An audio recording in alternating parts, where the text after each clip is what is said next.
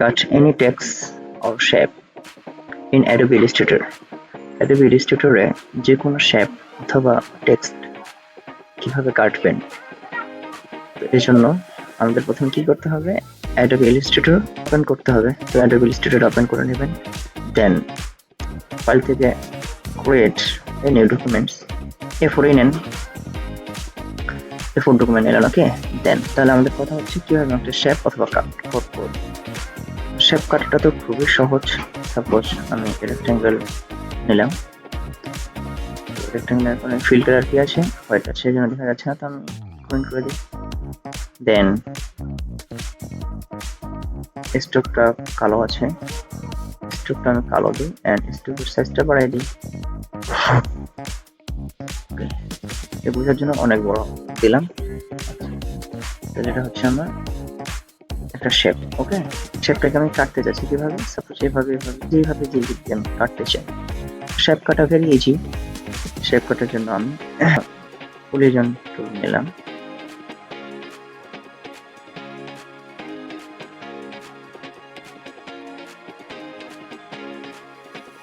এই অংশটি থাকবে এন্ড এইটুকু আমি কেটে দেবো।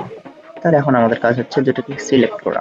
মনে রাখতে হবে এইভাবে নিয়ে দুটোকে সিলেক্ট করা, যেহেতু শেপ অবস্থায় আছে, শেপ এটা একটা শেপ। ওকে, আচ্ছা, তারপরে আমি দুটোকে সিলেক্ট করে শেপ বিল্ডারটা নিলাম, অল্টার চাপ দিলাম, অল্টার এই যে ড্রাগ করলাম।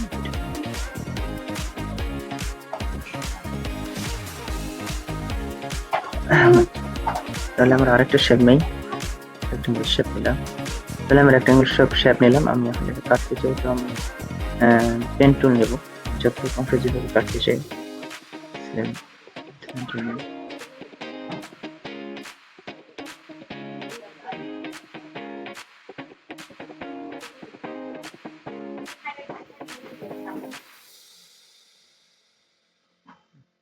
আমি এটা এইভাবে কাটতে চাই। দেন আমি সিলেক্ট টুল নিলাম, শিফট বিল্ডার যে শিফট বিল্ডার আসলাম, অল্টার চাপিয়ে কাটতে চাই। ঠিক আছে, এখানে আমরা শেপ কাটতে পারি, যে কোনো অংশে কাটতে পারি। আচ্ছা, এরপরে শেপ গেল। এখন আমরা টেক্সট আসি। টেক্সট সাপোজ আমি ডি কাটবো, তো ডি দিলাম।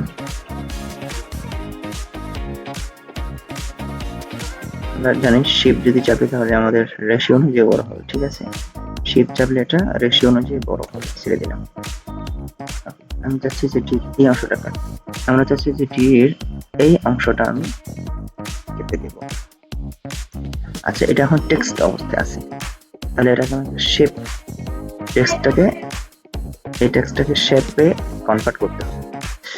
তো আমি প্রথমে সিলেক্ট করলাম টেক্সটটাকে, অবজেক্ট সিলেক্ট করলাম, দেন অবজেক্ট থেকে এক্সপান্ড করলাম। ওকে, এখন আমাদের কাজ হচ্ছে কি করা, যে কোনো একটা শেপ নেওয়া, অথবা আপনি পেন টুল নিতে পারেন, যেভাবে আপনি কাটতে চান। এখানে এভাবে নিলাম,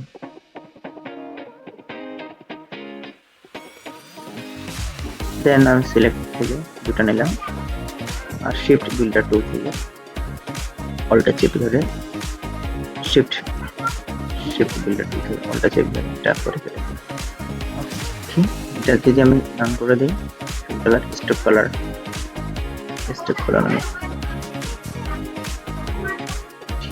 ঠিক আছে। এই যে এখন এখানে দেখি আমরা, এই যে এটা কিন্তু কি হচ্ছে, এখানে জয়েন হয়ে গেছে দুটো। ঠিক আছে, জয়েন হয়। এখন আমরা যদি এইভাবে কাটতে চাই, সাপোজ ধরনের যে জয়েন আছে, জয়েন ছাড়া আমি কাটবো।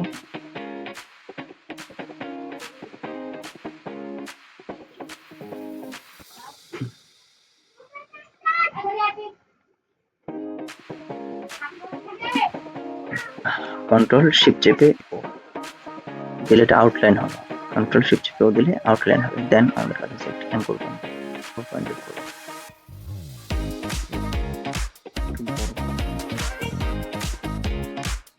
এখানে সিলেক্ট হয়ে গেছে। ঠিক আছে, সিলেক্ট, এরপর আমরা এই পার্টটাকে সিলেক্ট করব, এবারটা সিলেক্ট করে এঙ্কর করে নেব। এঙ্কর করে নিয়ে আমরা এখানে একটা দিতে চাই, এখানে হচ্ছে এটা সিলেক্ট ডাইরেক্ট সিলেকশন টুল, এখান থেকে এইটুকু জায়গা সিলেক্ট হয়েছে, ঠিক আছে। তো আমি এটা একটা বাড়াতে চাই, এইটুকু জায়গা সিলেক্ট হয়েছে, তো যাকে এইটুকু আগে ডিলিট করে দিই। দেন এইখান থেকে এইটুকু জায়গা সিলেক্ট হয়েছে। এখন আমরা দেখি যাই করে দিই স্ট্রোকটাকে ভালো স্ট্রোকটাকে বাড়াই দিই, তাহলে একটা হলো জয়েন্ট ছাড়া আর একটা হচ্ছে জয়েন্ট সহ। তাহলে আউটলাইন করে জয়েন্ট থাকবে না, জয়েন্ট হবে না। আর যদি আমরা এটাকে শেপ করে নিই আউটসাইড থেকে এক্সপ্যান্ড করি তাহলে জয়েন্ট থাকবে, ঠিক আছে। আমরা এভাবে এটা করতে পারি। আজকে পর্যন্ত ধন্যবাদ, থ্যাংক ইউ সো মাচ।